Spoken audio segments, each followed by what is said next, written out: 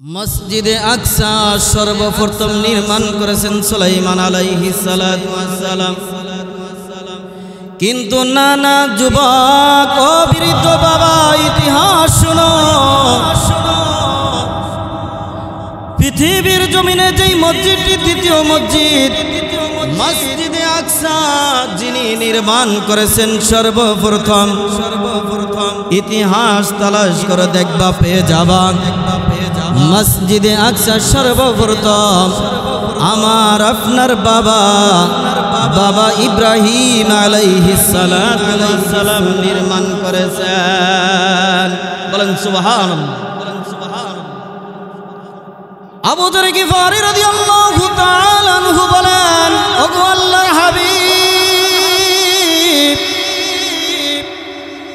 তাহলে বলেন মসজিদে হারামটি কার থেকে নির্মাণ শুরু হয়েছে?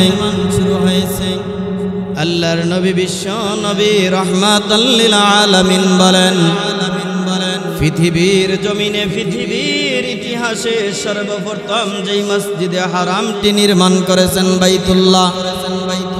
এই বাইতুল্লাহ আর কেউ নয়, আপনার আমার বাবা আদম আলাইহিস সালাতু ওয়াস সালাম সর্বপ্রথম মসজিদে হারামের কাজ শুরু করেন। বলেন কে? বাবা আদম আলাইহিস সালাতু ওয়াস সালাম সর্বপ্রথম, কেবলমাত্র শুধুমাত্র সর্বপ্রথম বাবা আদম আলাইহিস সালাতু ওয়াস সালাম মসজিদে হারামের কাজ শুরু করেন। বাবা ইব্রাহিম আলাইহিস সালাতু ওয়াস সালামের মসজিদে আকসার নির্মাণ কাজ করার পর দ্বিতীয় রাউন্ডে যখন পূর্ণ নির্মাণের আবার কাজ শুরু হয়,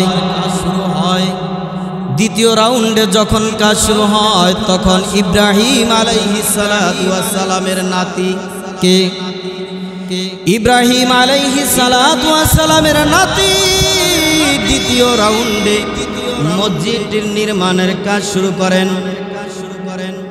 পর্যায়ক্রমে করতে করতে পূর্ণ নির্মাণের কাজ প্রায় সময় হইত।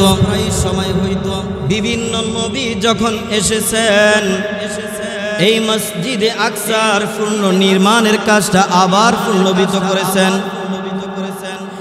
শেষবার একেবারে শেষ লগ্নে হযরত সুলাইমান আলাইহিস সালাতু ওয়াস সালাম, হযরত সুলাইমান আলাইহিস সালাতু ওয়াস সালাম পূর্ণ নির্মাণের কাজ করেন। বলেন সুবহানাল্লাহ, বলেন সুবহানাল্লাহ। কি কাজ করলেন? শেষ বহার হযরত সুলাইমান আলাইহিস সালাতু ওয়াস সালাম মসজিদে আকসার কাজ ধরেছেন। এমন সময় জিবরাইল আজরাইল আলাইহিস সালাতু ওয়াস সালাম এসে হাজির। সুলাইমান আলাইহিস সালাতু ওয়াস সালামের কাছে আজরাইল আইসা বলতেছেন, ওগো আল্লাহর খলিল, ও আল্লাহর হাবিব, আমাকে আল্লাহ পাক রব্বুল আলামিন পাঠাইছেন। আল্লাহ পাক রব্বুল আলামিন আমাকে পাঠাইছেন আপনাকে নিয়ে যাওয়ার জন্য। সুলাইমান আলাইহিস সালাতু ওয়াস সালাম আজরাইলকে বলতেছেন, ও আজরাইল, আমি কেবলমাত্র শুধুমাত্র মসজিদে আকসার কাজটা পূর্ণ নির্মাণের কাজ শুরু করলাম।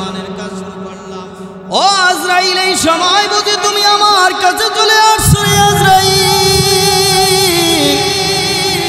আমাকে নিয়ে যাওয়ার জন্য আজরাইল আমাকে একটু সময় দাও। আল্লাহর কাছে যাইয়া বলো, আল্লাহ, আপনার সুলাইমান মসজিদে আকসার কাজ পূর্ণ নির্মাণ কাজ শুরু করেছেন।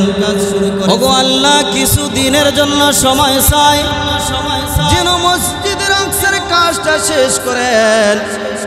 আল্লাহ পাক রব্বুল আলামিনের কাছে আজরাইল গেলেন, ইয়া বলতেছেন, ও আল্লাহ,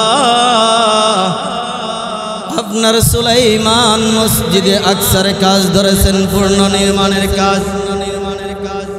সুলাইমান আলাইহিস সালাতু ওয়াস সালামের মনের দাবি, মনের বাসনা, মনের চাহিদা যেন মসজিদে আকসার পূর্ণ নির্মাণের কাজটা শেষ করতে পারেন।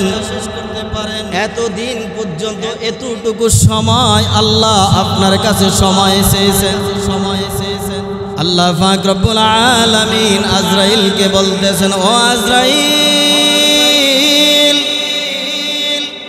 আমি যাকে যতটুকু হায়াত দেই, আমি যাকে যতটুকু সময় দেই, অতটুকু সময় পর্যন্ত সে বাঁচতে পারবে, তারপরে আর তাকে আমি দুনিয়াতে রাখি না। বলেন ঠিক কিনা? কেউকে রাখি নাই, কেউকে রাখি নাই, ফিরাউনকে রাখি নাই, হামানকে রাখি নাই, উতবা সাইবাকে রাখি নাই, আমার আপনার নবী বিশ্ব নবীকে রাখছেননি। না না না, কাউকে রাখেন নাই। সবাইকে আল্লাহ বলেন আমি নির্দিষ্ট সময়ের ভিতরে দুনিয়ার থেকে নিয়ে যাই। বলেন সুবহানাল্লাহ। সবাই যেতে হবে, সবাই মরণের ভোগ বিলাস যা কিছু করতেছো সব কিছু বাদ দিয়ে একদিন মৃত্যুর স্বাদ ভোগ করণ লাগবে। লাগবে কিনা? হযরতে মূসা আলাইহিস সালাতু ওয়াস সালামের কাছে আয়েশা আজরাইল আয়েশা বলতেছেন, আমি আপনার কাছে এসেছি আপনার জান কবজ করব, জান কবজ করব। মূসা আলাইহিস সালাতু ওয়াস সালাম তো ছিলেন একটু মেজাজ খুব গরম মানুষ। মূসা আলাইহিস সালাতু ওয়াস সালাম চিন্তা করেন, এটা স্বাভাবিক লোক নয়, নিশ্চয়ই এটা ফেরাউনের লোক। এটা ফেরাউনের লোক। এটা কার লোক? ফেরাউনের লোক ছাড়া আমার জান কবজ করার জন্য তো আসতে পারে না। নিশ্চয়ই ফেরাউন এই লোকটাকে পাঠাইছেন যেহেতু মূসা আলাইহিস সালাতু ওয়াস সালামের কাছে আজরাইল এসেছেন মানুষ রূপে, মানুষের ধারণ করে,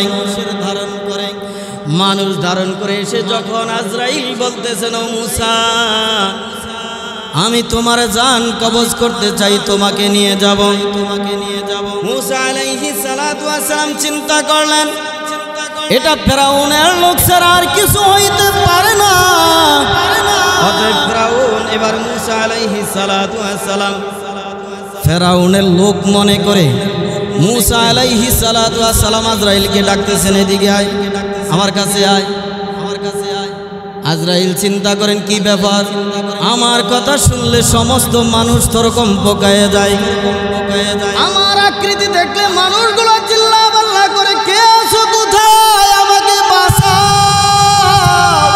আমাকে একটু ধরো, আমাকে এক গ্লাস পানি দাও, কে আছো কোথায় আছো, আমাকে একটু খাতা দাও, কম্বল দাও, কম্বল দিয়ে যেতে ধরো, আমাকে কে যেন নিয়ে যাওয়ার জন্য এসেছে, কে যেন আমার জন্য আসছে, কে যেন আমার বিকৃতি চেহারা দেখতেছি, কে যেন আমাকে নিয়ে যাওয়ার জন্য আসছে। আজরাইলকে দেখে সবাই হাই হুতাশ হয়ে যায়, কিন্তু এই লোক তো দেখতেছে আমাকে ডাকতেছে, এদিকে আয়, এটা তো স্বাভাবিক লোক নয়। এবার আজরাইল গেলেন মূসা আলাইহিস সালাতু ওয়াস সালামের কাছে, কি খবর কোন, কি খবর কোন। মূসা আলাইহিস সালাতু ওয়াস সালামের কাছে যখন যায় বলছে, কি খবর কোন, অমনি মূসা আলাইহিস সালাতু ওয়াস সালাম জোরে, এমন জোরে ঘুষি, এমন জোরে মুট করিয়া আজরাইলের চোখ বেড়ে একটা ঘুষি মারলেন। চোখ বেড়ে ঘুষি মারার সাথে সাথে আজরাইলের চোখ খুলে যায়। মুসলমান ভাইরা রে আমার, আজরাইলের যখন চোখ খুলে যায়, এবার আজরাইল চোখ দুটা মাটিতে খুলে যাওয়ার পর আজরাইল কান্না জড়িত অবস্থায় বেজার। এবার আল্লাহর কাছে চোখ দুটা লইলেন, কোকে লইস। এক তাফসীরের কিতাবে লেখছেন একটা, আরেক তাফসীরের কিতাবের ভিতরে লেখছেন দুটা। এবার আজরাইল কি করলেন, চোখ দুটা লইছেন, লইয়া যাওয়ার পর এবার আল্লাহকে যা বলতেছেন, ও আল্লাহ, আপনি কার কাছে আমাকে পাঠাইলেন, কোন ব্যক্তির কাছে পাঠাইলেন, কেমন ব্যক্তির কাছে পাঠাইলেন গো আল্লাহ। আল্লাহ পাক রব্বুল আলামিন বলেন, কি হইছে বলো।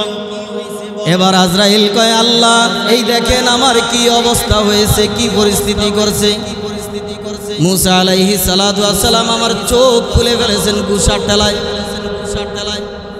এবার আল্লাহ পাক রব্বুল আলামিন আজরাইলকে বলতেছেন, আজরাইল তুমি কি আমার বন্ধুর কাছে যায় সালাম বিনিময় করছো? বলে না, বলে না। আজরাইল তুমি কি বলেছো যে আমি আল্লাহ তার কাছে সংবাদ পাঠাইছি, বলেন না আমি তাকে নিয়ে যাওয়ার জন্য, আমার কাছে নিয়ে আসার জন্য তোমাকে পাঠাইছি, তুমি কি তা বলেছো? বলেন না আমি তো বলে নাই। বলে তোমার তাহলে এই অবস্থা হবে না হবে কি? আল্লাহ পাক রব্বুল আলামিন আজরাইল আলাইহিস সালাতু ওয়াস সালামকে বলেন, আজরাইল যা যা, ও আজরাইল যাই আমার বন্ধুর কাছে খবর পৌঁছে দে, আমি আল্লাহ আমার বন্ধুকে নিয়ে আসার জন্য পাঠাইছি, সালাম বিনিময় কর, সালাম বিনিময় করে বল আল্লাহ পাক রব্বুল আলামিন আমাকে প্রেরণ করেছে আপনার কাছে, আমি আপনাকে নিয়ে যাওয়ার জন্য। আপনি যদি যেতে চান তাহলে আমি আপনাকে নিয়ে যাব, আর যদি আপনি যেতে না চান, কিছু দিনের জন্য থাকতে চান, আল্লাহ পাক রব্বুল আলামিন বলেছেন একটা বকরির গায়ে হাত দেওয়ার জন্য হাতের নিচে যতটুকু পশম আছে, আপনার হাতের নিচে যত পশম পড়বে, যেই পরিমাণ পশম পড়বে ওই পরিমাণ আল্লাহ পাক রব্বুল আলামিন আপনাকে হায়াত বাড়িয়ে দিবেন। যদি আপনি থাকতে চান তাহলে একটা বকরির গায়ে যত পশম আছে ওই পশম যা আছে, কিন্তু আপনি হাত রাখলেন এই হাতের ভিতরে যত পশম আছে এই পরিমাণ আল্লাহ পাক রব্বুল আলামিন আপনাকে হায়াত বাড়িয়ে দিবেন। বলেন সুবহান, বলেন সুবহান। মুসা আলাইহিস সালাতু ওয়াস সালাম আজরাইলকে বলতেছেন, আজরাইল তুমি আমাকে সংবাদ দিয়েছো আমাকে নিয়ে যাওয়ার জন্য, আল্লাহ পাক রব্বুল আলামিন প্রেরণ করেছেন, তাহলে তুমি আমাকে নিয়ে যাও, আমার সাথে কার সাথে দিদার হয়ে যাক, কার সাথে? আল্লাহর সাথে আমার দিদার হয়ে যাক। ও মুসলমান, মৃত্যুর যন্ত্রণা, মৃত্যুর কথা বলতে যায় হযরতে সুলাইমান আলাইহিস সালাতু ওয়াস সালামের কাছেও পয়গম্বর সুলাইমান আলাইহিস সালাতু ওয়াস সালামের কাছে সংবাদ নিয়ে আসলেন, আল্লাহ পাক রব্বুল আলামিন আপনাকে নিয়ে যাওয়ার জন্য বলেছেন। সুলাইমান আলাইহিস সালাতু ওয়াস সালাম বলেন, আজরাইল আমি কেবলমাত্র শুধুমাত্র মসজিদে আকসার নির্মাণ কাজটা ধরলাম। ও আজরাইল আল্লাহর কাছে যে বলো আমাকে কিছু দিনের জন্য হায়াত বৃদ্ধি করে দেওয়ার জন্য। আজরাইল যখন খবর নিয়ে আসলেন, বলে না আপনাকে নিয়ে যাওয়ার জন্যই বলা হয়েছে। তবে সুলাইমান পয়গম্বর আল্লাহ পাক রব্বুল আলামিন আপনার কাছে প্রতিশ্রুতি দিয়েছেন, কথা দিয়েছেন। কি কথা রে আজরাইল? সুলাইমান আলাইহিস সালাতু ওয়াস সালামকে বলতেছেন, পয়গম্বর আপনি এই মসজিদে আকসা নির্মাণ কাজ করবেন, তবে জিন দ্বারা না কাজ করতেছেন, কাজগুলা জিনের মাধ্যমে শুরু করেছেন, অতএব কাজ করতে থাকেন। তবে আপনি যেই লাঠিটা নিয়ে দাঁড় করে আপনি কি করতেছেন? কাজ করাইতেছেন। আপনি কাজ করতে থাকবেন, কোনোদিন আপনার লাঠিটা পচবে না, গলবে না, পড়বে না। আপনি দুনিয়ার থেকে বিদায় নিয়ে যাবেন, আপনার মুজিজা স্বরূপ আপনার চুলগুলা যেই খাড়া খাড়া চুল রয়েছে চুলগুলোও ভেঙে পড়বে না। আপনিও মরার পর, আপনিও দুনিয়ার থেকে বিদায় নেওয়া যাওয়ার পর আপনিও কি করবেন না, খারানের থেকে পড়ে যাবেন না। আপনি এখানে দাঁড়িয়ে থাকতে পারবেন, এই লাঠি ভর করে দাঁড়িয়ে থাকবেন, আপনার মুজিজা স্বরূপ আপনার চুলগুলো দাঁড়িয়ে থাকবে, চুলগুলো পড়বে না, চুলগুলো পড়বে না। আপনার মুজিজা স্বরূপ একটুকু আল্লাহ পাক রব্বুল আলামিন প্রতিশ্রুতি দিয়েছেন। হযরতে সুলাইমান আলাইহিস সালাতু ওয়াস সালাম বললেন, তাহলে ঠিক আছে, তুমি আমার জান কবজ করো। আজরাইল আলাইহিস সালাতু ওয়াস সালাম জান কবজ করেছেন। জান কবজ করার পর এবার সুলাইমান আলাইহিস সালাতু ওয়াস সালাম মনে হয় যে লাঠিটা নিয়ে এভাবে তাকিয়ে রয়েছেন, জিনরা কাজ করতেছে, তাকিয়ে রয়েছে, তাকে আর হইতেছেন। জিনেরা মনে করছেন সুলাইমান এখনো কি জীবিত, কাজ করতেছেন, হাই হুতাশ করে কেবল কাজ করতেছেন। মারিফুল কোরআনের ভিতরে লেখেন 30 বছর পর্যন্ত 30,000 সৈন্য সুলাইমান আলাইহিস সালাতু ওয়াস সালাম কাজে লাগাইলেন। 30,000 লোক, 30,000 জিন জাতি মসজিদে আকসার কাজ করেছেন। বলেন সুবহানাল্লাহ। কতদিন পর্যন্ত? 7 মাস পর্যন্ত। 7 মাস পর্যন্ত এই মসজিদে আকসার কাজ করেন। অন্য তাফসীরের কিতাবের ভিতরে লেখেন 7 বছর পর্যন্ত। কত বছর পর্যন্ত? 7 বছর পর্যন্ত সুলাইমান আলাইহিস সালাতু ওয়াস সালাম এভাবে কি করলেন? দাঁড়িয়ে রইলেন। আর জিনেরা সুলাইমান আলাইহিস সালাতু ওয়াস সালামের দাঁড়ানো অবস্থা থেকে মসজিদে আকসার কাজ শেষ করলেন। এবার যখন জিনেদের কাজ শেষ, আল্লাহ পাক রব্বুল আলামিন সুলাইমান আলাইহিস সালাতু ওয়াস সালামের হাতে যেই লাঠি ছিল, ওই লাঠি দিকে অর্ডার করলেন, ও গুনুফোকা তোমরা কি করো? লাঠির নিচ থেকে খাওয়া শুরু করো। গুনুফোকা লাঠিটা খেয়ে ফেললেন। খাওয়ার সাথে সাথে কাজও শেষ, গুনুফোকায় লাঠিটা খাওয়াও শেষ। খাওয়া শেষ এমন সময় হযরতে সুলাইমান আলাইহিস সালামের হাতের থেকে লাঠিটা পড়ে গেলেন। ইন্দিমান টাইমে লাঠি পড়ে গেলেন। সুলাইমান আলাইহিস সালাতু ওয়াস সালাম সেখান থেকে পড়ে যান। পড়ে যাওয়ার পর এবার জিনেরা চিন্তা করেন, কি ব্যাপার? সুলাইমান আলাইহিস সালাতু ওয়াস সালাম কেন মাটির ভিতরে ঢেলে পড়ে গেলেন? জিনেরা দৌড়ে আসলেন। আয়েশা দেখতেছেন সুলাইমান আলাইহিস সালাতু ওয়াস সালাম 1 বছর আর 2 বছর নয়, দীর্ঘ 7 বছর পর্যন্ত সুলাইমান আলাইহিস সালাতু ওয়াস সালাম দুনিয়া থেকে চিরবিদায় নিয়েছে। এই মসজিদে আকসা সর্বপ্রথম উদ্বোধন করেছেন আপনার আমার পিতা ইব্রাহিম আলাইহিস সালাতু ওয়াস সালাম। পূর্ণ নির্মাণের কাজ শেষ করেছেন। পূর্ণ নির্মাণের কাজ শেষ করেছেন সুলাইমান আলাইহিস সালাতু ওয়াস সালাম। এই মসজিদে আকসা 17 মাস পর্যন্ত এই মসজিদে আকসার ভিতরে আল্লাহর নবী কিবলা হিসেবে মসজিদে আকসার দিকে তাকাইয়া নামাজ পড়তেন। বলেন সুবহানাল্লাহ। কত মাস পর্যন্ত? 17 মাস পর্যন্ত মসজিদে আকসা। এই মসজিদে আকসার ব্যাপারে কোরআনের ভিতরে বলেন, আল্লাহ বলেন সুবহানাল্লাযী আসরা বিআবদিহি লাইলাম মিনাল মাসজিদিল হারামি ইলাল মাসজিদিল আকসা। এই মসজিদে আকসার ভিতরে অনেকগুলা দৃষ্টান্ত রয়েছে। এই মসজিদে আকসার আশেপাশে অনেকগুলা পয়গম্বরের কি হয়েছে? দাফন করা হয়েছে। অনেক পয়গম্বরদের ওখানে কবর, অনেক পয়গম্বর, অনেক নবী, অনেক সাহাবীদের ওখানে কবর। আল্লাহর নবী সাল্লাল্লাহু আলাইহি সাল্লাম যখন হিজরত করবেন, হিজরত করে মসজিদে হারাম থেকে নিয়ে মসজিদে আকসার ভিতরে যাওয়ার পর ওই মসজিদে আকসায় সর্বপ্রথম আল্লাহর নবী যায়া দেখতেছেন এরকম মুসল্লি ভরা, যেমন মুসল্লি ভরা মসজিদের ভিতরে ভরা থাকে। প্রত্যেকটা লাইনের ভিতরে, প্রত্যেকটা কাতারের ভিতরে সমস্ত পয়গম্বরগণ বসা ছিলেন। মসজিদটার একেবারে শেষ প্রান্ত পর্যন্ত পুরা মসজিদটার ভিতরে পয়গম্বর দেখতেছেন। পুরা মসজিদটার ভিতরে সমস্ত নবীরা উপস্থিত ছিলেন। বলেন সুবহানাল্লাহ। সমস্ত পয়গম্বর ওই মসজিদে আকসার ভিতরে উপস্থিত থাকার পর এবার আল্লাহর নবী বিশ্ব নবী সাল্লাল্লাহু আলাইহি ওয়াসাল্লাম মসজিদের ভিতরে প্রবেশ করে দেখতেছেন শুধুমাত্র কেবলমাত্র একটা জায়গা খালি, সেটা হলো ইমামতের জায়গাটা খালি। আল্লাহর নবী সাল্লাল্লাহু আলাইহি সাল্লাম গেলেন, সমস্ত নবীরা জায়গাটা ফাঁক করে দিলেন, রাস্তা করে দিলেন যাওয়ার জন্য। আল্লাহর নবী বিশ্ব নবী রাহমাতাল লিল আলামিন মসজিদের ভিতরে ঢুকে এবার মসজিদের ইমামতের জায়গাটায় গিয়ে এবার আল্লাহর নবী ওখানে যে 2 রাকাত নামাজ আদায় করলেন।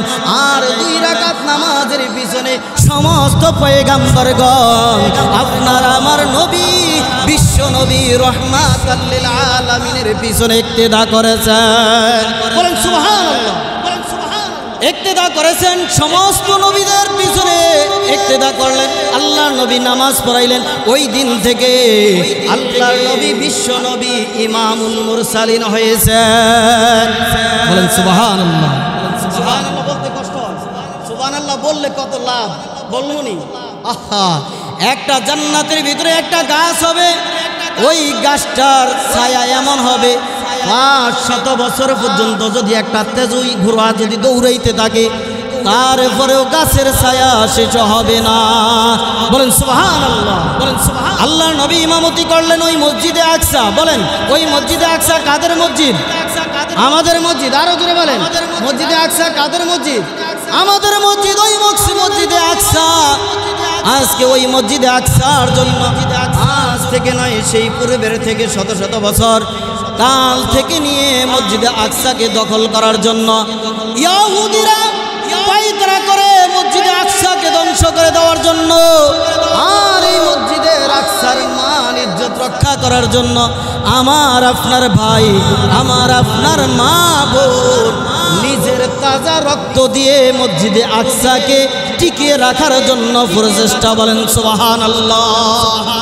আপনারা নেট খুললে দেখতে পান, দেখেন কি না, মসজিদে আকসার উপরে হামলা করার জন্য এই ইহুদি হায়নারা আজকের থেকে নাই মুসলমানের উপরে নির্যাতন নিপীড়ন পূর্বের থেকে করতেছেন।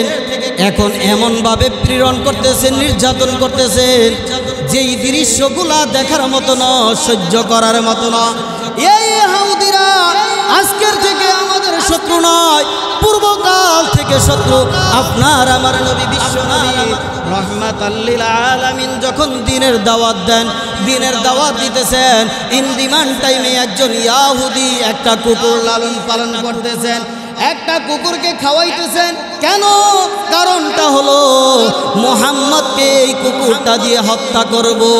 বলেন নাউজুবিল্লাহ, বলেন নাউজুবিল্লাহ। মুহাম্মদকে হত্যা করবে এই কুকুরটা দিয়ে। ইহুদি কি করলেন? খাওয়াইতেছেন, পড়াইতেছেন। একদিন আল্লাহর নবী বিশ্ব নবী সাল্লাল্লাহু আলাইহি ওয়াসাল্লামকে যায় বলতেছেন, ও মুহাম্মদ, আপনার দাওয়াত আমার বাড়িতে অমুক দিন অমুক সময়। আল্লাহর নবী বলেন, ঠিক আছে, তোমার দাওয়াত গ্রহণ করলাম। সাহাবায়ে কিরাম রাদিয়াল্লাহু তাআলা আনহু বলেন, ইয়া রাসূলুল্লাহ, ইয়া হাবিবাল্লাহ, ওগো আল্লাহর পয়গম্বর, এই ব্যক্তি তো হলো ইহুদি, এই ব্যক্তির দাওয়াত কিভাবে আপনি গ্রহণ করলেন? না না নবী, আপনি এই ব্যক্তির দাওয়াত গ্রহণ করতে পারেন না। আল্লাহর নবী বিশ্ব নবী রাহমাতাল লিল আলামিন এবার সাহাবীদেরকে ডাক দিয়ে বলেন, ও সাহাবীরা, আমি এই ইহুদির বাড়িতে যাব, তবে দাওয়াত খাওয়ার জন্য নয় রে সাহাবীরা। আমি এই ইহুদির বাড়িতে যাব এই ইহুদিকে কালেমার দাওয়াত দেওয়ার জন্য। বলেন সুবহানাল্লাহ। আল্লাহর নবী যান, এমন টাইমে এবার ইহুদি কুকুরটাকে খাওয়ায়া ফরেয়া, কুকুরটাকে লালন পালন করে শিকারি করলেন। আমি যখন মুহাম্মদ আসবে বাড়িতে, আমার বাড়িতে, আমি যখন ইশারা করব, ইশারা করার সাথে সাথেই তুমি কি করবা? আক্রমণ করবা। এবার ইহুদি যখন আল্লাহর নবী বিশ্ব নবী সাল্লাল্লাহু আলাইহি ওয়াসাল্লাম ইহুদির বাড়িতে যায়, এবার ইহুদি কুকুরটাকে ইশারা করে বলতেছেন, হে কুকুর, যা যা তাড়াতাড়ি যে মুহাম্মদকে আক্রমণ কর, মুহাম্মদকে মেরে ফেল। এবার কুকুরটা যায়া দৌড়াইয়া যায়, যাওয়ার পর এবার কুকুরটা যায়া যখন রাহমাতাল লিল আলামিনের চেহারার দিকে তাকায়, চেহারার দিকে তাকাইয়া কুকুরের মায়া লাগে যায়। কারণ এটা সাধারণ মানুষ নয়, এত সুন্দর চেহারা, এই মুহাম্মাদের উপরে আমি কি করতে পারবো না? আক্রমণ করতে পারবো না। কুকুর দৌড়ে চলে যায়। এবার ইহুদি বলতেছেন, ও কুকুর, তুই কেন ফিরে আসলি? আমি তো মুহাম্মদকে আক্রমণ করার জন্য পাঠাইলাম।